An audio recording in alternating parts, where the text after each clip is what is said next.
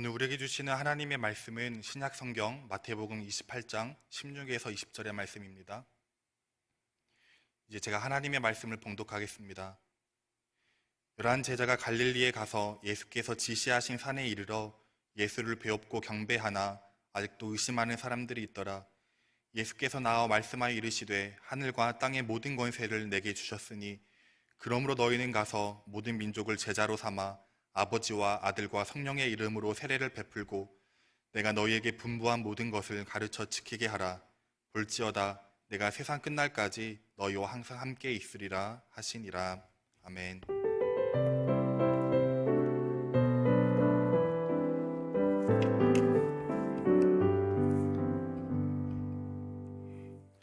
참 좋으신 주님의 평강이 청년배배를 드리시는 모든 분들에게 함께 하시기를 소망합니다. 오늘은 부활절 6째 주일로 승천 준비 주일로 불리는 날입니다. 예수님께서는 부활하신 지 40일이 되던 날에 승천하셨습니다. 그게 부활절로부터 40일이 되는 날이고요. 돌아오는 목요일이 바로 그 날입니다. 그래서 승천일 바로 전 주일을 승천 준비 주일로 부릅니다. 그래서 승천을 준비하시는 예수님의 모습을 함께 나누기를 원하고요. 또한 그러한 모습들을 통해서 우리는 어떠한 모습을 준비해야 하고 어떠한 모습으로 삶을 살아가야 하는지 함께 나눌 수 있기를 바랍니다. 예수님께서 승천하신다 함은 이제는 다시 예수님께서 제자들과 함께 하시지 않는다는 것을 뜻합니다. 이제 육신적으로 보이는 곳에 함께 하시지 않음을 의미하십니다. 그러한 승천을 준비하시는 예수님의 마음이 어떠하셨을까요? 사실 예수님이 이 땅을 떠나시려는 모습들을 나타내셨던 적이 참 많이 있었습니다. 그래서 제자들이 예수님 없이 어떠한 모습으로 삶을 살아갈 수 있을 것인지에 대해서 거듭 도전시키십니다. 말씀을 보면 마태복음 10장에서도요, 예수님께서는 제자들을 파송시키십니다. 예수님 없이 그들끼리 믿음 생활을 이어나가실 수 있도록, 믿음의 사명을 가지고 살아갈 수 있도록 인도하셨습니다. 그리고 우리가 기대할 수 있는 바는 이제 앞으로는 제자들이 예수님의 파송을 받아서 예수님의 사역들을 이어나가는 모습들에 대해서 우리가 기대해 볼 수 있을 것입니다. 하지만 뒤에 이어지는 말씀들을 보면요, 제자들이 다시금 예수님께 파송받는 말씀들이 등장하지 않습니다. 왜 그런 것일까 우리는 다시 한번 생각해 볼 필요가 있습니다. 근데 뒤에 쭉 이어지는 말씀들을 읽다 보면요, 제자들이 이제 하나님의 말씀을 들고 하나님의 말씀을 가르치고 전하고 고치는 사역들을 제자들이 감당할 사역으로 스스로가 생각하지 않게 되었다는 것입니다. 왜 그렇습니까? 예수님과 함께 있다 보니까요, 예수님이 하시는 사역이 너무 대단하거든요. 너무 우리가 감히 범접할 수 없는 그러한 모습들이거든요. 그러한 모습들이었기 때문에 제자들의 모습은 자꾸만 위축되었습니다. 저러한 역사는 나는 일으킬 수 없어. 예수님께서 하셨던 그 모든 일들은 나는 할 수 없어 라는 생각 가운데 자꾸만 자신의 행동 반경을 좁혀나가고 있었다는 것입니다. 그리고 그 일은 마태복음 17장에서 변화산 사건 이후에 나타나게 됩니다. 변화산 사건은요, 예수님께서 베드로와 야고보와 요한을 데리시고 변화산이라고 하는 산으로 데려가셨던 그러한 모습입니다. 변화산이라 하면 예수님께서 변화되셨거든요. 변화산에서 변화되셔서 엘리야와 모세와 함께 하셨던 그 순간을 기념하여서 변화산 사건이라고 우리는 칭합니다. 그 놀라운 사건을 베드로와 요한과 야고보는 경험했습니다. 근데 예수님께서 모든 제자들을 다 데리고 가신 것은 아니었어요. 그 3명을 제외하고는 다 원래 계셨던 곳에 두고 가셨습니다. 근데 예수님과 그 3명의 제자가 없는 사이에 한 아이의 아버지가 예수님의 제자들을 찾아갔습니다. 간질 들린 자신의 아이의 병을 좀 고쳐달라고 예수님을 찾아왔습니다. 근데 제자들은 그러한 아이의 아버지 앞에서 어찌할 바를 몰랐던 것입니다. 우리는 할 수 없다고. 이거는 예수님이 오셔야 가능하다고. 너무나도 수동적으로 변해버린 제자들의 모습들을 발견할 수 있다는 것입니다. 그리고 나서 변화산의 사건의 이야기가 마치고 예수님께서 내려오셔서 제자들과 합류하십니다.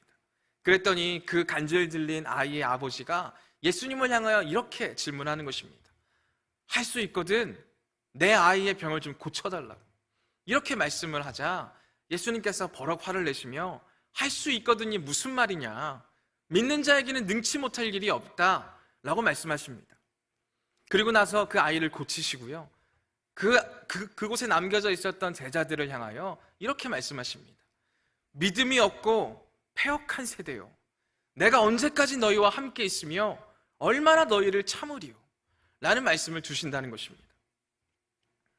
예수님께서는 그러한 말씀을 하시면 제자들에게도 충분히 그러한 일들을 감당할 수 있는 능력이 있다는 것을 우리는 알 수 있다는 것입니다. 아니, 이전에 이미 그러한 모습들을 나타냈었습니다. 예수님의 파송을 받아서 제자들이 떠나갔을 때에 정말 놀라운 일들이 거듭거듭 일어났었습니다. 하지만 예수님과 함께하는 그 자리에서 더 그러한 모습들을 준비하고 그러한 사역을 감당해야 했음에도 불구하고 그들은 점점 예수님과 함께하기 때문에 예수님이 하시겠지, 예수님이 또 치유하시겠지, 예수님이 또 가르치시겠지 라는 생각으로 자신들의 책임을 점점 회피해버리고 말았다는 것입니다. 예수님이 함께 하시는 그 귀한 자리가 너무나도 우리의 부러움을 살 만한 자리인데도 불구하고 그들은 영적인 나태 가운데, 영적인 게으름 가운데 점점 더 그러한 사명을 놓아버리고 있었다는 것을 우리가 발견할 수 있다는 것입니다. 그 뒤에도요, 이어서 예수님께서는 내가 이제 곧 죽임당하겠다 라는 말씀을 3번이나 이어서 하십니다.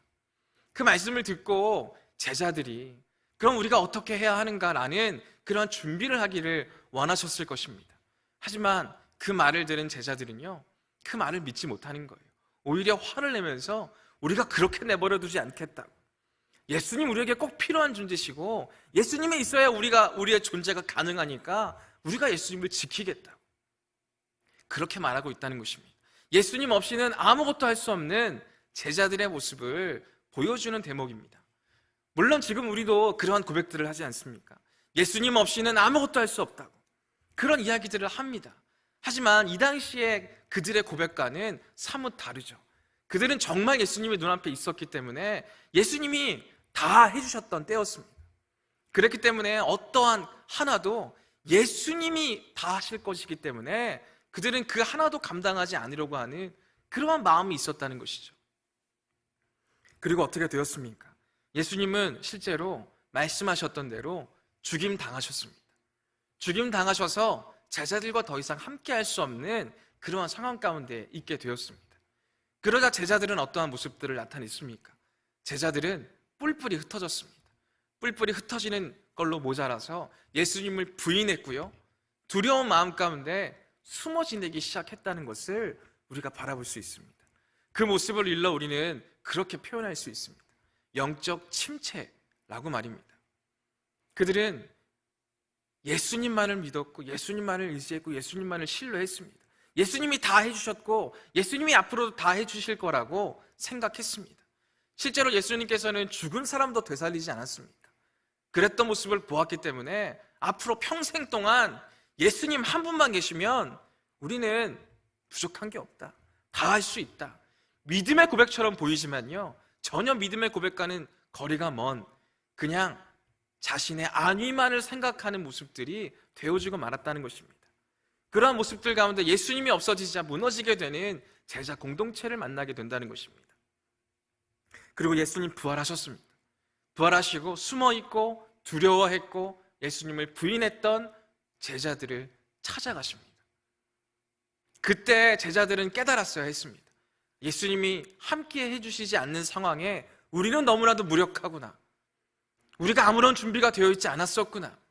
그럼 이제라도 예수님이 우리와 함께 하시지 않는 때를 우리가 어떻게 받아들이고 준비할 수 있을까에 대한 생각들을 했어야만 했습니다. 하지만 제자들은요, 예수님이 부활하신 모습을 보면서도 또 그런 생각을 하게 되는 것입니다. 예수님 부활하셨다, 이젠 또 됐다, 이제 부활하신 예수님께서 또 해결하시겠지. 자신의 사명과는 자신의 준비와는 전혀 무관한 믿음의 모습만을 보이고 있다는 것입니다. 실제로 예수님께서도 부활하시고 나서 제자들과 24시간 같이 붙어 있지 않았어요. 그들이 두려워하고 있는 가운데 평강을 너희에게 주노라 라는 말씀을 주시고 그들의 마음의 평강을 회복하시고서는 다시 떠나가셨습니다. 그리고 그 다음 주일에 의심하는 도마를 향하여 그의 믿음을 회복시켜 주셨습니다. 그리고 또 떠나가셨습니다. 그리고 뭘 해야 할지 알지 못하는 그들에게, 그래서 뭐라도 했는데 실패를 경험했던 제자들을 또 찾아가셔서 그들의 일상을 회복시켜 주십니다. 그리고 또 떠나가십니다. 예수님께서는 계속 떠나가시고 또다시 그들을 찾아가시고를 반복하셨다는 것이죠. 왜 그렇게 반복하셨겠습니까? 이제 다시 그들의 사명을 생각하라는 것이죠. 그들의 있는 자리에서 그들이 무엇을 해야 할지 예수님의 가르침을 떠올렸어야만 했었습니다. 하지만 그들은 그 어느 것도 기억해내지 못했습니다. 단순히 예수님이 함께하면 다 해결되겠지 라고 하는 그러한 영적 게으름 가운데 영적 침체만을 경험하게 되었다는 것을 우리가 바라볼 수 있다는 것입니다. 영적 침체를 경험하게 되었을 때 가장 먼저 행하게 되는 모습이 무엇입니까? 멈춰 서 있게 되는 것입니다. 내가 지금 너무나도 영적으로 할 수 있는 힘도 없고 아무런 능력도 없고 무엇 하나 풀리지 않으니까 내가 잠시 멈춰가겠다 라는 생각들을 너무나 쉽게 우리는 할 수 있다는 것이죠. 제자들이 딱 그러했습니다. 예수님이 함께 하시지 않자마자 바로 아무것도 하지 못하는 상황 가운데 그들은 모든 것들을 멈춰버리게 되었다는 것입니다. 그러한 모습은 우리에게 낯설지 않습니다. 우리들도 주님의 일들을 하나하나 감당해 나갈 때가 얼마나 많이 있습니까? 그 일들을 감당하면서요 보람이 될 때도 있습니다. 그 일들을 감당하면서 은혜가 될 때도 있습니다. 그 일들을 감당하면서 정말 많은 사람들에게 유익을 끼칠 때도 있을 것입니다. 근데 그 반대의 상황들을 경험하게 될 때 우리는 어떻습니까? 내가 아무리 애써도 무언가의 변화가 나타나지 않을 때, 내가 아무리 애써도 우리 공동체가 무너져 내리게 될 때, 내가 아무리 힘써도 그 누구도 알아봐 주지 않을 때 우리들이 경험하게 되는 모습이 이와 같지 않습니까? 우리도 영적 침체를 경험하게 될 때가 참 많죠. 그리고 그 상황 가운데 모든 사역들을 그치게 될 때가 너무나도 쉽고 많다는 얘기죠. 16세기에 이냐시오라는 한 영성가가 있었습니다. 그 이냐시오라는 영성가가요 정말 기도를 많이 했던 사람이고 말씀을 정말 많이 묵상했던 사람입니다. 그러한 사람이 말씀을 묵상하고 또 기도하면서 그러한 규칙들을 세우게 됩니다. 말씀의 기초에서요 우리의 영적인 삶을 살아가는 데 있어서 기초를 세워나가게 되는 것이죠. 그 규칙 가운데 이러한 말이 있습니다. 영적 침체를 경험하게 될 때에는 이제까지 내가 이어져 해왔던 그러한 사역들, 믿음의 도전들을 그쳐서는 안 된다 라는 규칙이 하나 있습니다. 왜 그렇습니까? 그러한 영적 침체 가운데 그러한 사역들, 그러한 믿음의 도전들을 그치게 되었을 때 우리는 더 영적 침체에 잡아먹히게 될 뿐이지 않습니까? 그렇기 때문에 이전에 내가 해왔던 도전들, 믿음의 걸음들 멈추어서는 안 된다는 것입니다. 근데 우리는 그런 의문이 들 수도 있습니다. 지금 당장 나에게 힘이 없는 걸요, 그런 버틸 만한 여력이 없는 걸요 라는 질문을 할 수도 있습니다. 하지만 그 이냐시오라는 영성가는요 그렇게 말합니다.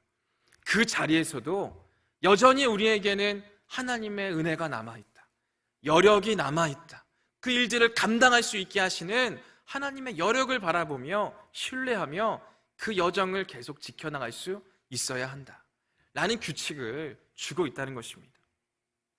실제로 그 규칙을 지키고 행하다 보면요 그게 맞는 것 같이 보입니다. 아니, 실제로 그게 맞습니다. 우리들이 정말 힘들고 어려울 때 내 사역을 내려놓고 쉼의 자리에 가게 되었을 때 어떻습니까? 그 쉼을 통해서 우리가 영적 침체를 경험했던 모든 모습들이 회복이 됩니까? 아니면 더 우리가 주체할 수 없을 만큼 더 지치고 힘이 들게 됩니까? 아마 그러한 상황들을 경험했던 분들이시라면 어떠한 모습이 그 모습 가운데 남게 되는지를 아실 겁니다. 이 이냐시오라는 사람도 그러했다라는 것이죠. 오늘 예수님께서 바로 그러한 영적 침체에 빠져있는 제자들을 향하여 말씀하시는 본문이 되어진다는 것입니다. 오늘 본문에서는 이렇게 예수님께서 제자들에게 예수님의 지상 명령에 해당하는 말씀을 주십니다. 마태복음 20장 19절 20절 말씀은요, 예수님께서 제자들에게 하시는 마지막 지상 명령으로 우리가 알 수 있습니다. 그 말씀은 이러하죠. 그러므로 너희는 가서 모든 민족을 제자로 삼아 아버지와 아들과 성령의 이름으로 세례를 베풀고 내가 너희에게 분부한 모든 것을 가르쳐 지키게 하라. 볼지어다 내가 세상 끝날까지 너희와 항상 함께 있으리라 라는 말씀을 주십니다. 지상 대명령이니까 제자들이 감당하기에 조금 힘든 부분이지 않을까, 영적 침체를 경험하고 있는 제자들에게 조금 버거운 명령이지 않을까 싶은 생각이 들긴 합니다. 근데 하나하나를 보다 보면요, 그렇게 벅찬 그러한 모습들이 아니라는 거죠. 이미 제자들이 해왔던 모습이라는 것입니다. 너희는 가서 모든 민족을 제자로 삼고 세례를 베풀고 내가 너희에게 가르쳐 분부한 모든 것을 가르치고 또 지키게 하고, 이게 이전에 예수님께서 제자들에게 행하셨던 모습이었고요, 제자들을 파송하시면서도 당부하셨던 모습이 되어진다는 것입니다. 영적 침체를 경험하고 있는 제자들을 향하여서요, 예수님께서는 이전에 이어왔던 사역을 그대로 이어가라고 말씀하신다라는 것이죠. 뭔가 더 특별한 일을 해라, 너희들이 더 엄청난 것을 쏟아 부어라가 아닌 거예요. 영적 침체를 경험하게 될 때에는요, 멈추어서는 안 된다는 것입니다. 제자들은 지금 멈췄거든요. 멈췄고 어떻게 할 바를 몰랐거든요. 하지만 예수님께서는 그 자리에서 이전에 이어서 해왔던 그러한 사역들을 감당해야 한다고 말씀하고 계신다는 것입니다. 그리고 뒤이어서 그렇게 말씀하시죠. 볼지어다 내가 세상 끝날까지 너희와 항상 함께 있으리라. 제자들이 원하고 바랬던 모습이 이런 모습이지 않았습니까? 이제 떠나지 마십시오. 이제 우리와 영원히 함께 계십시오. 그래서 예수님과 함께 동행하면서 우리가 사역을 감당하겠습니다 라는 생각을 하고 있을 제자들에게 딱 맞는 말씀입니다. 근데 그걸 아십니까?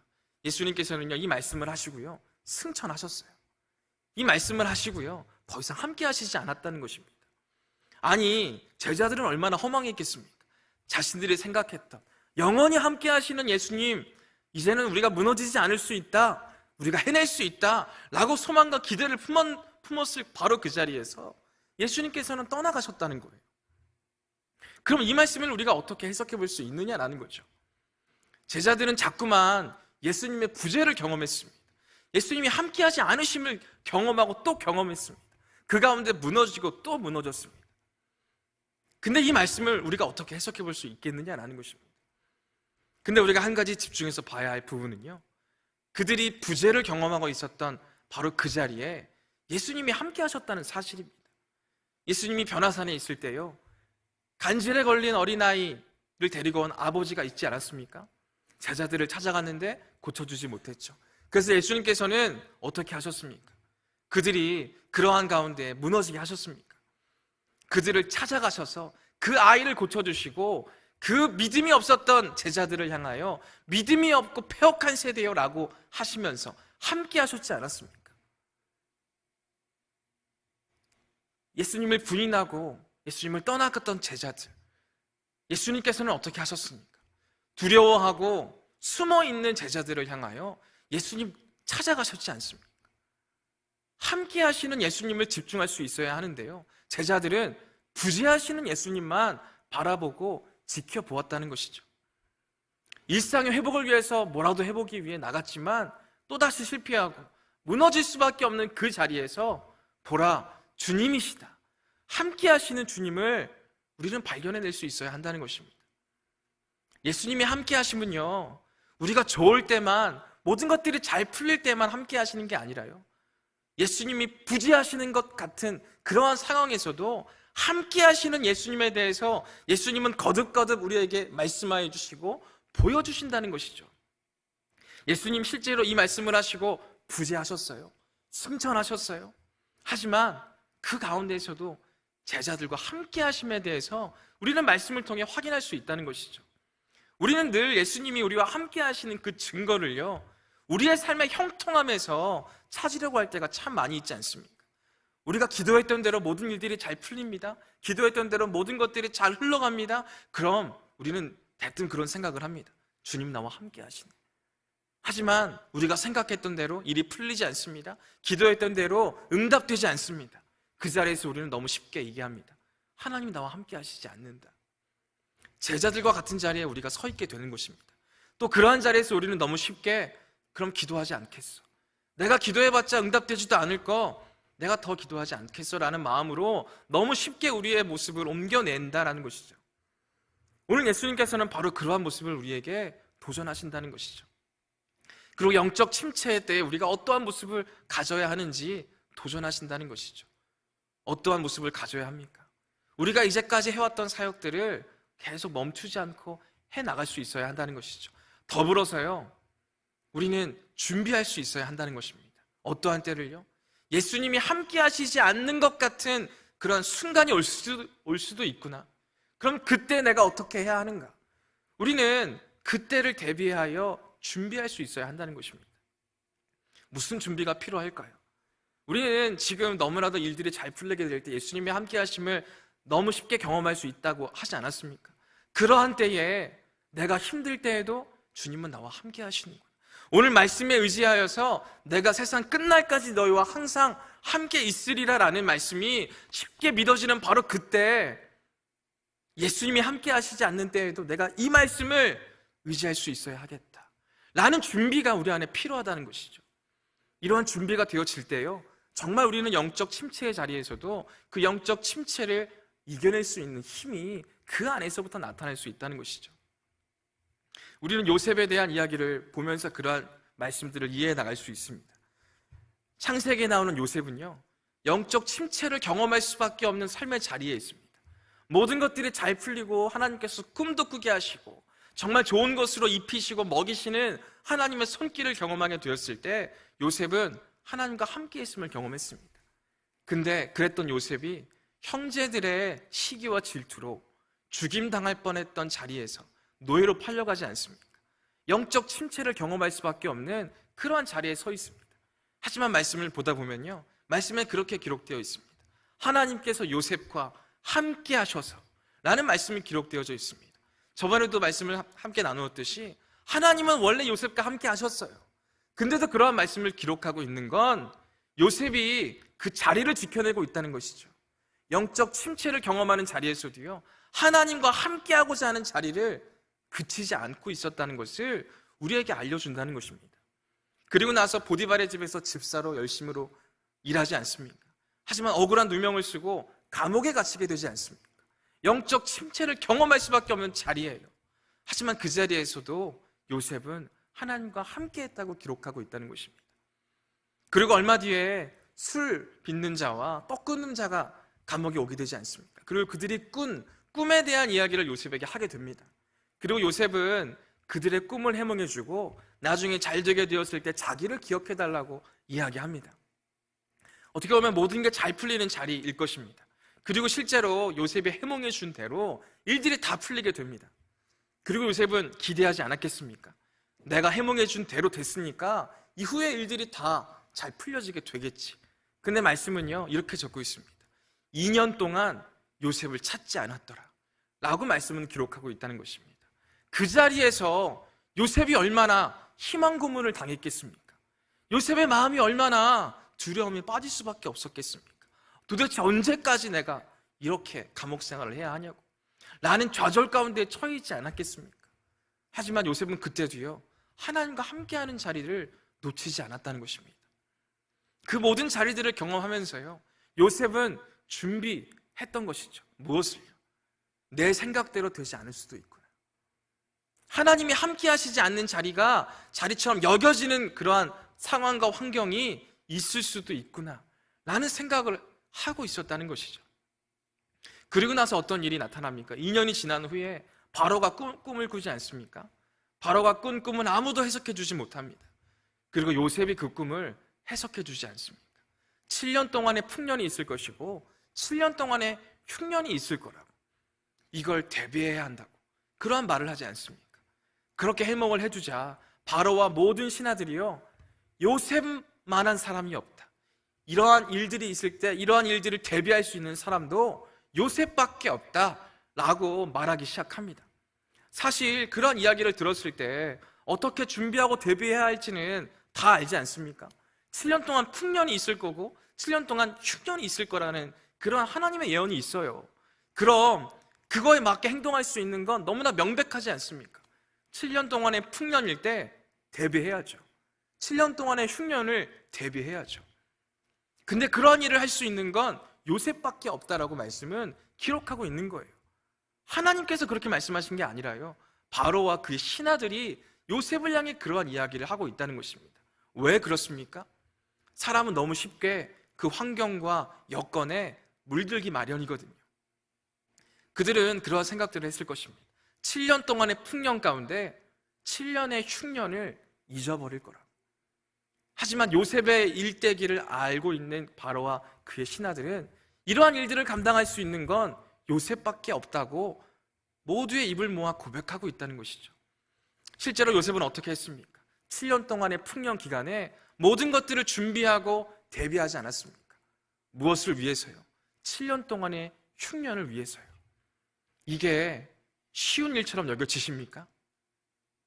이 말씀은요, 우리가 영적 침체를 어떻게 대비해야 하는지를 명백하게 보여주는 본문이 되어진다는 것이죠. 우리들도 일들이 잘 풀리는 영적 평안의 때를 경험하게 될 때가 있습니다. 그럼 그때 우리가 그 안에서 평강을 누리고 위로를 경험하고 그 안에서 그냥 기뻐하고 끝이어야 하는가? 아니라는 것이죠. 왜요? 영적 침체의 때가 우리에게 찾아올 수 있기 때문에 그렇다는 것입니다. 그럼 그때를 위해서 우리는 어떻게 해야 하는 것입니까? 그때를 위하여 7년의 풍년 때에 준비를 하였듯이 영적 평안의 때에 영적 침체를 우리가 준비해 나갈 수 있어야 한다는 것이죠. 예수님께서는 계속해서 그러한 준비를 제자들에게 요구하셨다는 것입니다. 지금 너희들에게 핍박이 없고 지금 너희들을 비난하는 무리가 없겠지만 앞으로 그러한 일들이 너희에게 있을 것이다. 예수님께서는 거듭거듭 그러한 말씀을 하셨습니다. 그리고 그것을 대비하게 하셨다는 것이죠. 그러한 때에 하나님은 어떻게 바라볼 수 있을지, 그러한 때에 이제까지 이어왔던 사역들을 어떻게 하면 계속 이어갈 수 있을지에 대해서 거듭 말씀하셨다는 것이죠.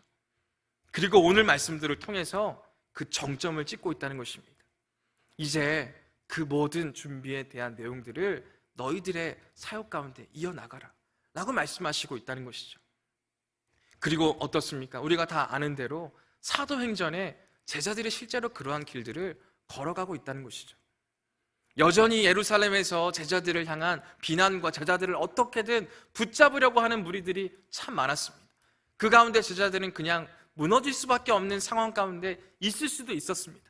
하지만 사도행전 3장에 보면요, 베드로와 요한이 성전으로 올라갑니다. 그 올라가는 가운데 미문 앞에서 안진뱅이 한 명을 만나게 됩니다. 안진뱅이 한 명이 지나가는 사람들에게 계속 구걸을 하고 있습니다. 구걸을 하고 있는 그 안진뱅이에게 베드로가 뭐라고 말합니까? 은과 금은 내게 없거니와 내게 있는 것을 너에게 주노니 나사렛 예수의 이름으로 일어나 걸어라 라고 말씀하지 않습니까? 함께 하시는 예수님에 대한 신뢰와 이제까지 예수님이 이어오셨던 사역을 계속해서 이어나가고자 하는 제자들의 모습을 우리가 바라볼 수 있다는 것입니다. 그리고 그 뒤에도 계속 제자들의 모습은 평안한 듯 보입니다. 그래서 제자들은 7 집사님도 세우고요, 7 집사님들을 세우면서 사역을 계속 확장해 나갑니다. 하지만 그 가운데 어떤 일이 벌어집니까? 사울을 통하여서 스데반 집사님이 죽임을 당하게 되는 일들을 경험하게 된다는 것입니다. 그리고 그 일을 시작으로 예루살렘에서 예수님을 믿는 무리들을 핍박하기 시작합니다. 죽이려고 쫓아가기 시작합니다. 그때 제자들은 다시금 흩어집니다. 하지만 그때의 제자들은요, 이미 그러한 준비를 하고 있었던 사람들이었습니다. 또 그러한 가운데에서도 하나님이 예수님이 함께 하신다는 확신과 그 약속에 대한 신뢰를 갖고 있었던 사람들이었다는 것이죠. 그래서 어떻게 되었습니까? 흩어지는 곳에서 교회가 세워졌습니다. 흩어지는 자리를 통해 선교가 시작되지 않았습니까? 사도행전은 예수님과 함께 동행하는 제자들의 흩어지는 선교를 이루어 가시는 하나님의 역사하심의 기록이라는 것이죠. 어려운 가운데 어떠한 상황이 오더라도 그러한 모습을 미리 준비하고 있었던 제자들의 모습을 우리에게 도전하신다는 것이죠. 우리들의 모습도 이와 같지 않아야 하겠습니까? 우리도 삶을 살아가다 보면요, 늘 일이 잘 풀릴 때가 있을 수도 있어요. 하지만 늘 그렇지는 않잖아요. 근데 그러한 일들에 대해서 우리가 얼마나 준비하고 있습니까? 그냥 세상적인 준비를 말씀드리는 것이 아닙니다. 그때 내가 어떻게 하나님께 나아가야 할지 우리는 그러한 일들에 대해서 대비를 하고 있습니까? 아니면 그러한 일들이 오면 그때 가서야 하나님 앞에 나와서 부르짖고, 하나님 왜 나를 이렇게 힘들게 하시냐고, 하나님의 역사를 이해하지 못하며 울부짖고 계십니까? 그러한 모습을 우리가 나타내고 있다면 지금 예수님께서 말씀하시는 그러한 자리에 있는 제자들의 모습과 같다는 것이죠. 우리들도 예수님께서 오늘 말씀하시는 말씀을 듣고 우리에게 비난과 힘든 일들이 있을 수 있다는 사실을 깨닫고, 하지만 그 가운데에서도 나와 함께 하시고 나와 동행하시는 예수님의 약속을 소망하며 신뢰하며 바뀌어진 이 예수님의 제자들의 모습들을 우리의 삶 가운데에도 나타낼 수 있는 우리 모두가 될 수 있기를 소망합니다. 이번 한 주간도 하나님께서 함께 하실 겁니다. 이번 한 주간도 하나님이 함께 하시지 않는 그런 일들도 있을 것입니다. 하지만 미리부터 준비합시다. 그 가운데에서 내가 하나님을 믿는 그 믿음의 여정을 이어나가겠습니다. 그 가운데에서도 여전히 나에게 여력을 주신다는 것을 내가 신뢰하겠습니다 라는 믿음의 고백으로 한 주간을 걸어갈 수 있기를 소망합니다. 그리고 돌아오는 주일 다시금 나와 함께 하셨던 하나님, 나와 함께 하셨던 예수님께 영광 올려드리며 찬양하고 예배할 수 있는 저와 모든 분들 될 수 있기를 간절히 소망합니다.